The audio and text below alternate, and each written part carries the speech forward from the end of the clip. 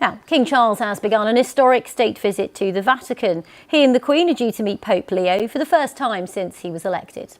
The King will become the first British monarch to pray publicly with the Pontiff since the breakaway from the Catholic Church and creation of the Church of England in the 16th century.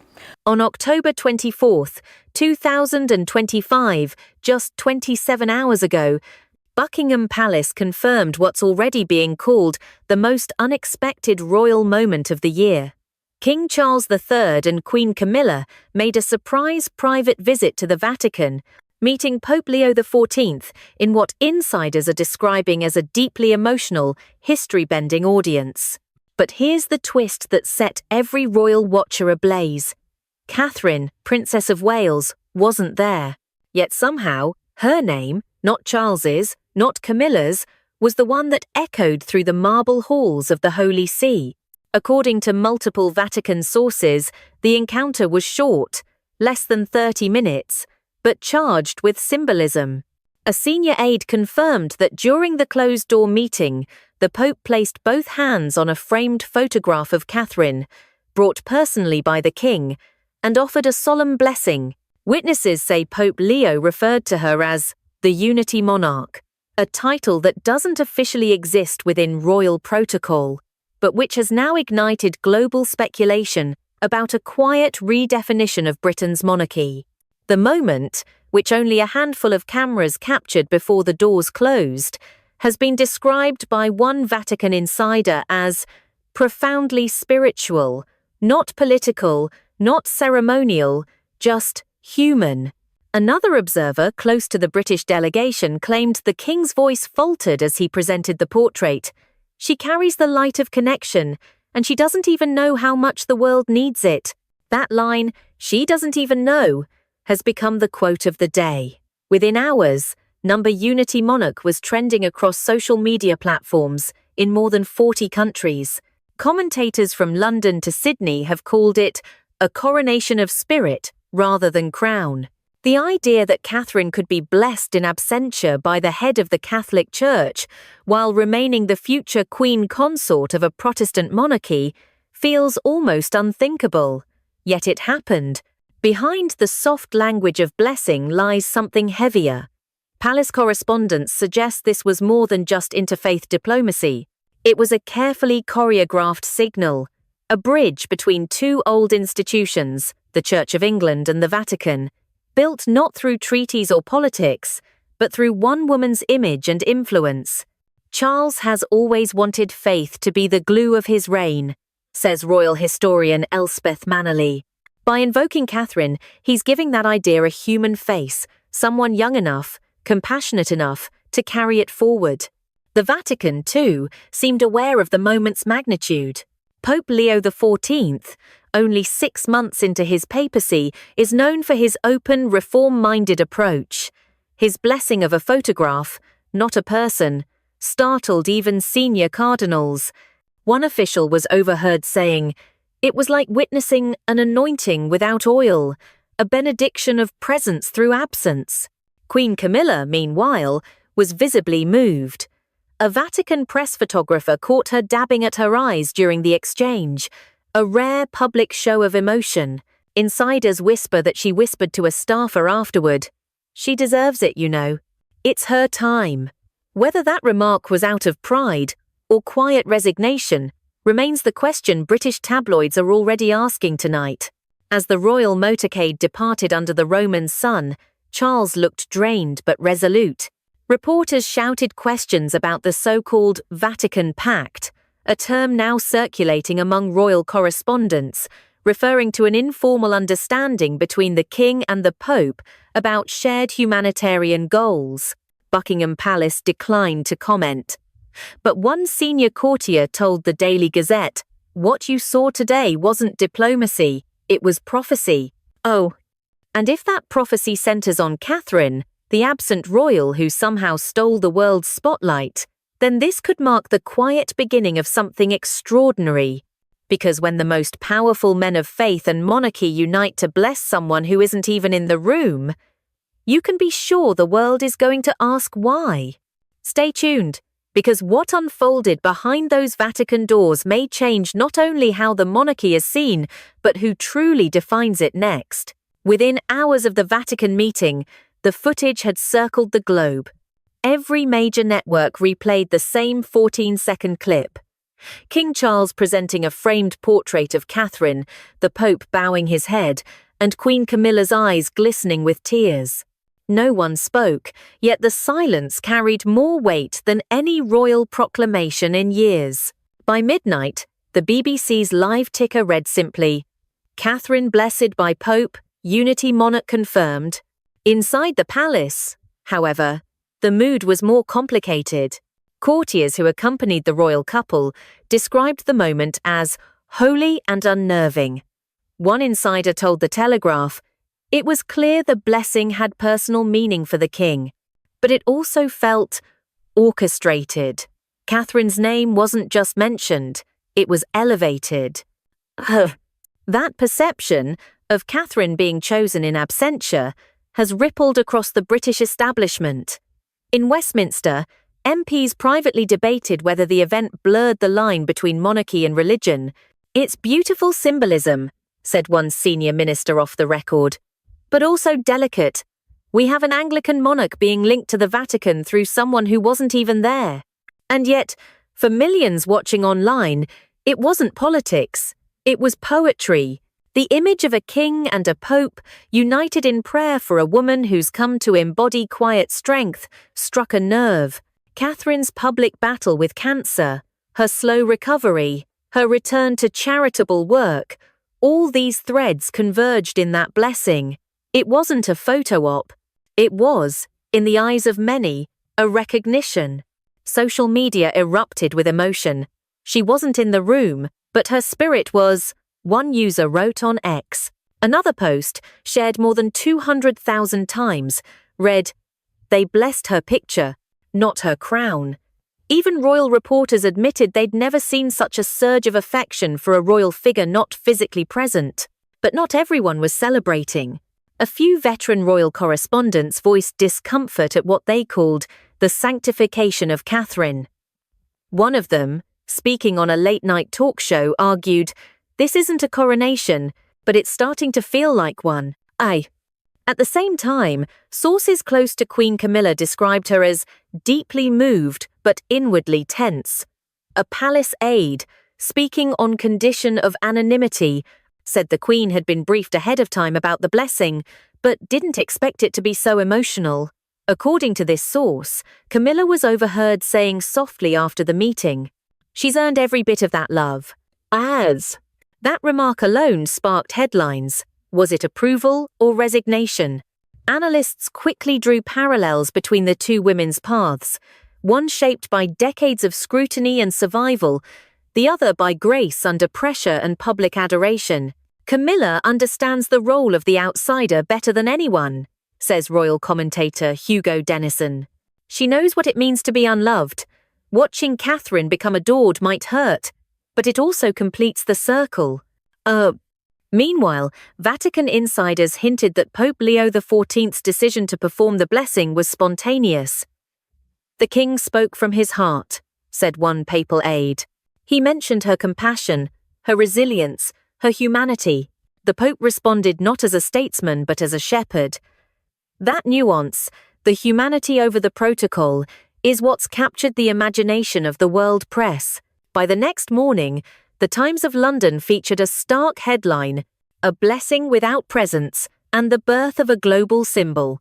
Beneath it, a subheading read, "King Charles's Vatican visit turns into an act of spiritual succession." Those words, spiritual succession, have become the new buzz phrase among royal watchers. Not a political transfer of power, but a symbolic one. Charles, long burdened by questions of legacy, seemed to have passed something invisible but profound during that meeting, faith, hope, or perhaps responsibility, to his daughter-in-law. A source from the king's inner circle reportedly told the Daily Chronicle, "Charles sees in Catherine what the world once saw in Diana, empathy, dignity, the ability to unite. But this time, he wants that light to be protected, not consumed." And Behind the scenes, communications teams scrambled to control the narrative. The palace released a short, cautious statement. His Majesty and Her Majesty were received in a private audience by His Holiness Pope Leo XIV. The discussion centered on shared humanitarian values. The Princess of Wales continues to inspire through her ongoing charitable commitments. That final sentence, slipped in almost casually, confirmed what the world already knew. The Vatican visit had been about her from the start. Royal insiders say Catherine was informed of the blessing only hours later. One aide revealed that when she was told, she simply smiled and said, "That's very kind of His Holiness." No further comment, no drama, just the steady composure that's become her hallmark. Yet even in her silence, the narrative grew louder. The woman who wasn't there has once again defined the story. And now, behind the grandeur of Rome and the marble walls of Buckingham, a new question lingers. If Catherine is being blessed as the Unity Monarch, then what, or who, does that make everyone else? Because in a single afternoon, faith, legacy, and succession have intertwined in ways that neither the palace nor the Vatican may be able to control. By dawn the next day, the conversation had shifted from awe to intrigue. The Vatican had released no official transcript, no images beyond a single still of the King and Pope clasping hands. Yet, across Europe, the phrase Unity Monarch dominated headlines. Italian outlets described it as una benedizione silenziosa, a silent benediction, while British morning shows debated whether the monarchy had just entered a new spiritual phase. Inside royal circles, the ripple was immediate. A leaked internal memo from the Foreign Office, obtained by The Guardian, referred to the encounter as an act of symbolic diplomacy, codename the Vatican Pact. The document, short, discreet, and stamped eyes only, outlined the potential impact of the King's visit, emphasizing that the Princess of Wales, though not present, was referenced as the moral centerpiece of a shared humanitarian initiative.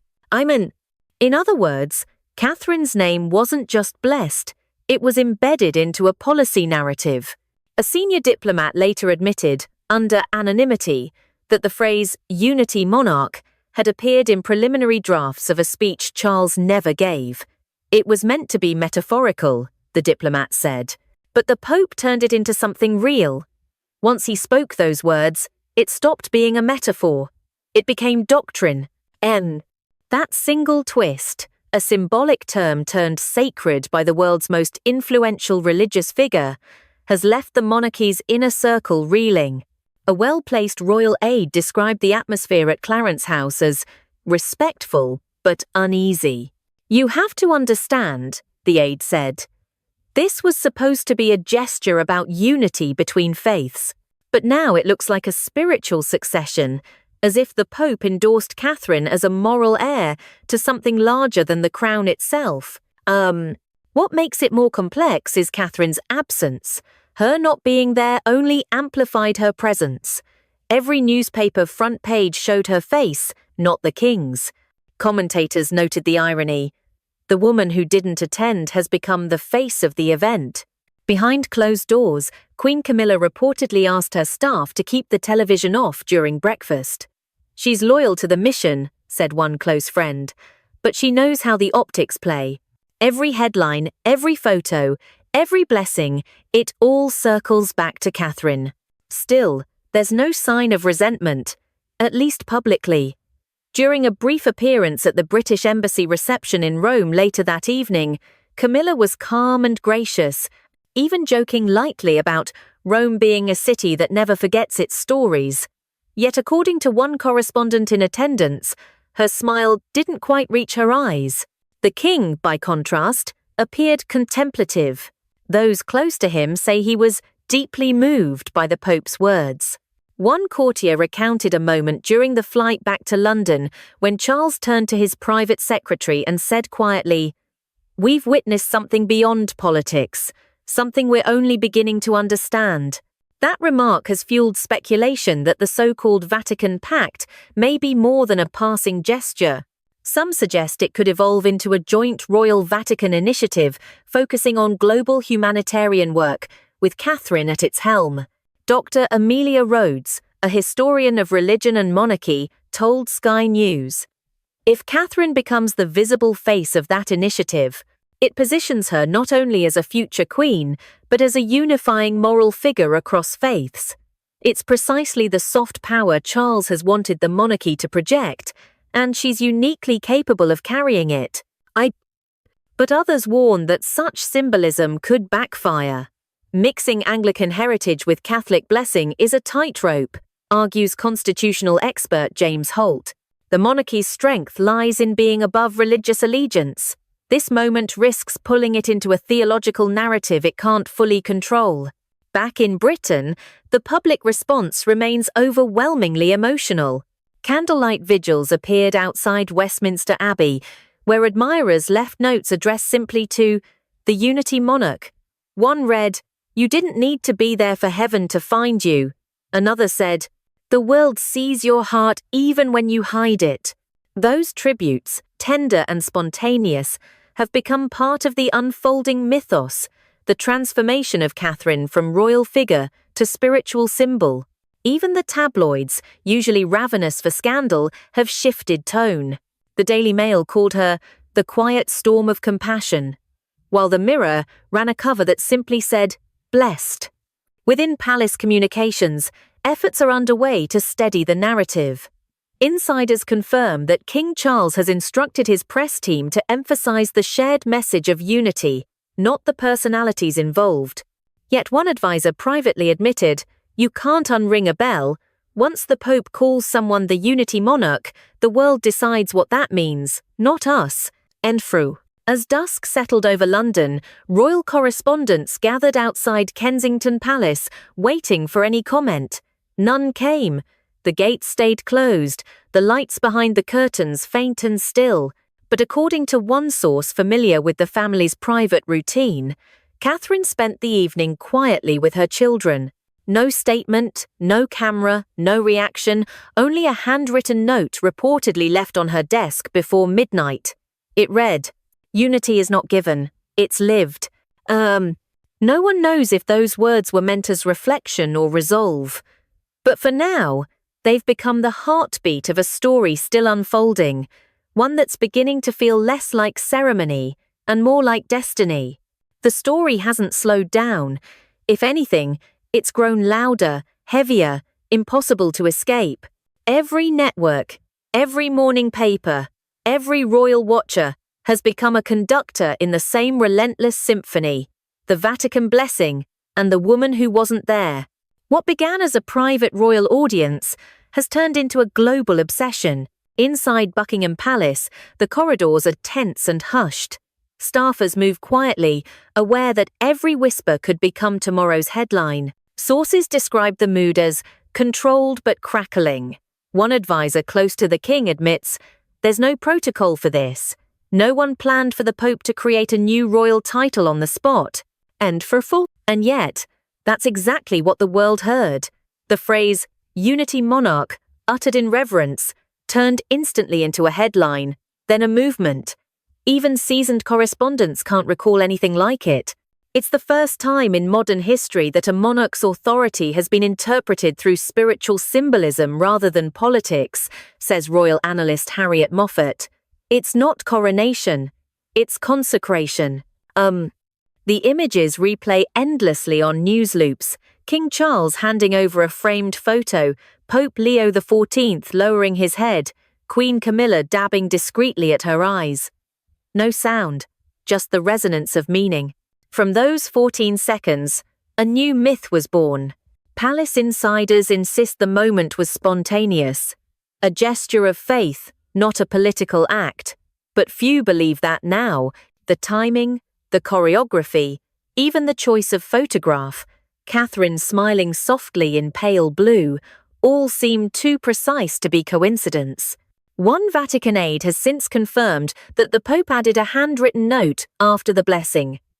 "Unitas per caritatem," unity through compassion. He then looked up and said quietly, "For her." That whisper, unrecorded yet repeated by witnesses, has become legend. Across Europe, churches reported a surge in attendance the following Sunday. Social media flooded with messages of prayer tagged simply, number Unity Monarch.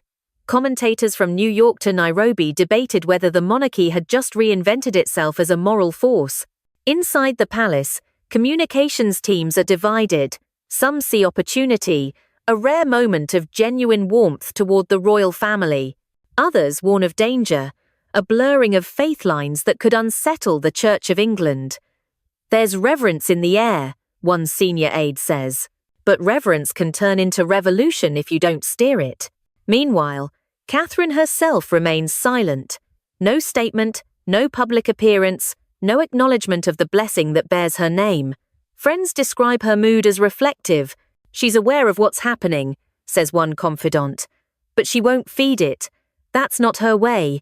The palace has quietly confirmed she's spending more time with her children, continuing her recovery, and working on new projects tied to mental health and early education, the causes that define her public identity.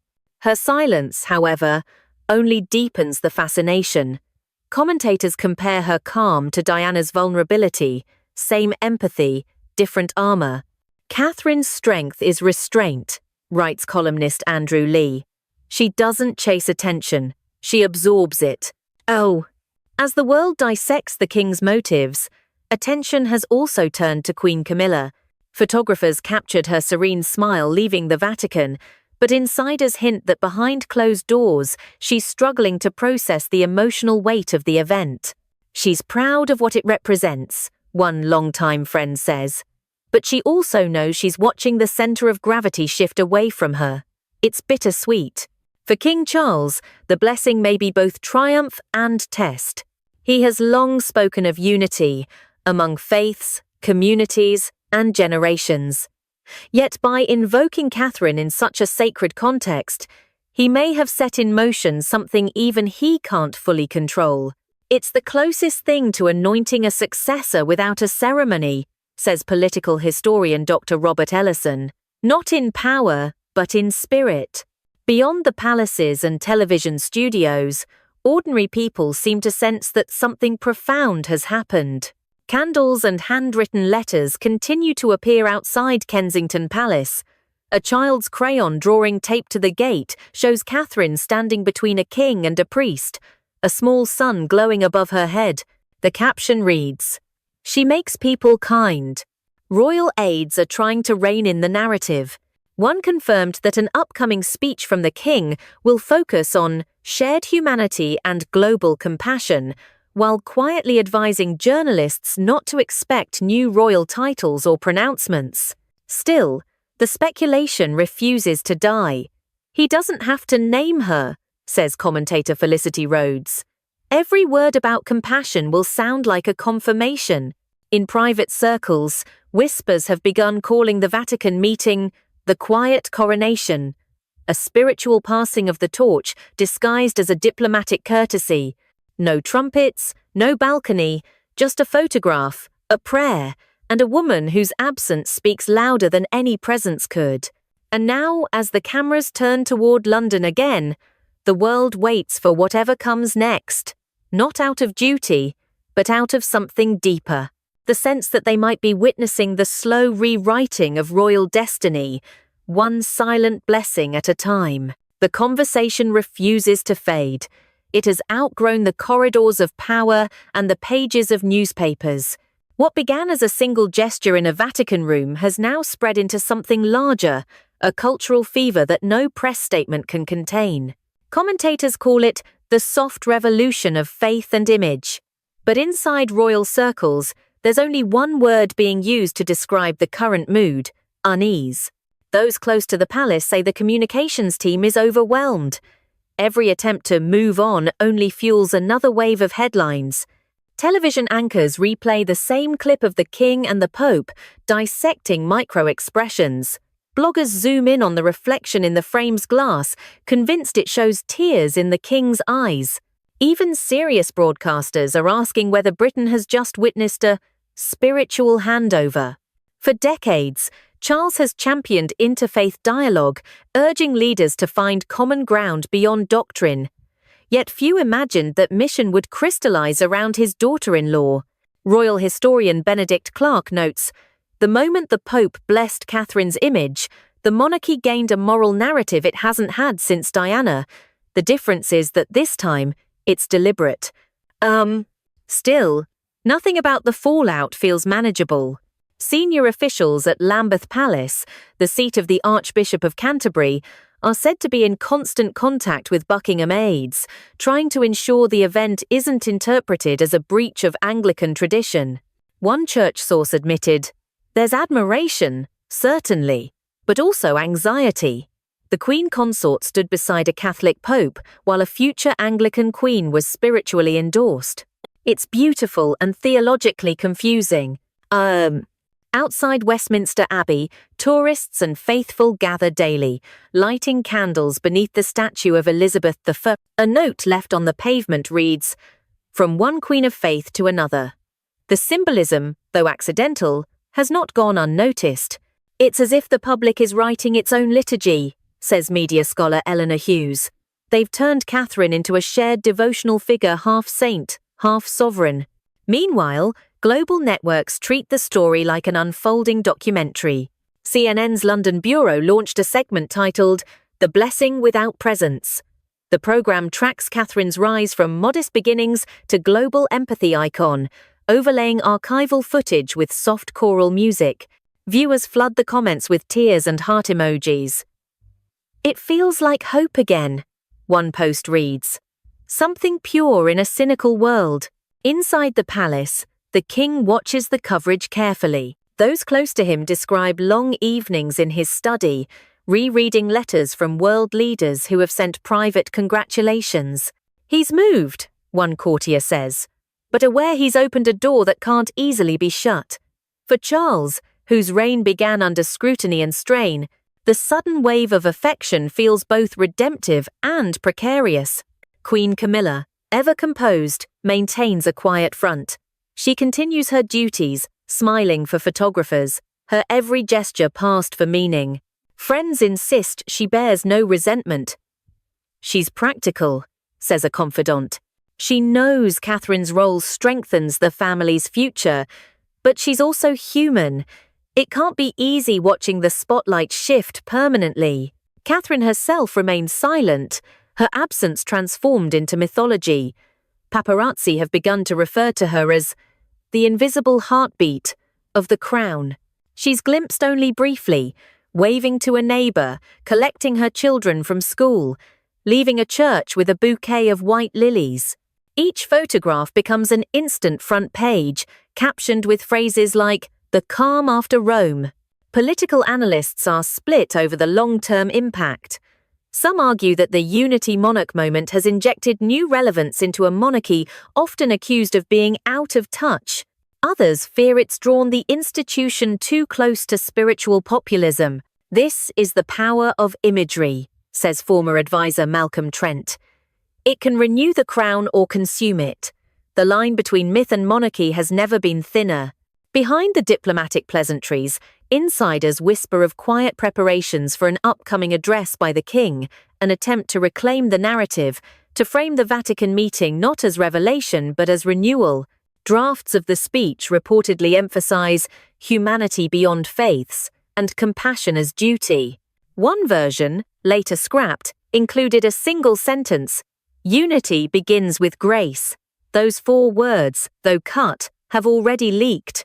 Meanwhile, in Rome, Pope Leo XIV remains unbothered by the frenzy. At Sunday Mass, he spoke only briefly of the need for humility in fame, but Vatican observers caught the nuance. It was both blessing and warning. As night falls over London, the palace gates glow under the press lights. Reporters wait for any sign, a car, a silhouette, a gesture. None comes. The monarchy has chosen silence again, letting mystery do the talking. And perhaps that's the strategy. For every unanswered question, fascination grows. The photograph on which the Pope laid his hands has become an icon of sorts, printed on magazine covers and devotional postcards alike. People look at it and see what they want to believe. Redemption, continuity, faith reborn. No decree, no speech, no interview could achieve this level of emotional control. The monarchy, by saying nothing, has allowed the world to dream for them. Whether that dream becomes their greatest triumph or their next undoing remains the story still being written, one frame, one whisper, one blessing at a time. In the days since the Vatican moment, the world has settled into a hush, not of silence, but of reflection. The storm has calmed, yet the air still hums with meaning. The photograph, the blessing, the phrase Unity Monarch, they've transcended news and entered something quieter, deeper, almost sacred. Even the most cynical voices have softened. What began as a rumor of diplomacy has turned into a meditation on grace. Catherine remains unseen, but her presence is everywhere, in editorials, murals, and quiet prayers whispered in cathedrals. King Charles, meanwhile, has withdrawn from comment, choosing dignity over noise. Queen Camilla continues her steady routine, the calm hand beside the king. The Vatican offers no clarification, only a line in Latin posted to its bulletin. In silentio, Deus loquitur. In silence, God speaks. Perhaps that's the final message of it all, that in an age of spectacle, power can still move through gentleness, through an image, through a gesture that needed no words. Catherine's absence has become her language, her stillness, her crown. And as the cameras turn away and the news cycle shifts, one truth remains. Something changed that day, not in titles or treaties, but in tone. The monarchy, the church, and the world all paused long enough to feel it. Thank you for watching this report on the Vatican Pact, the blessing without presence. If you've been following the story, tell us, what do you think this moment truly means for the future of the crown? Don't forget to subscribe, leave your thoughts in the comments, and stay tuned for more royal revelations right here on the channel.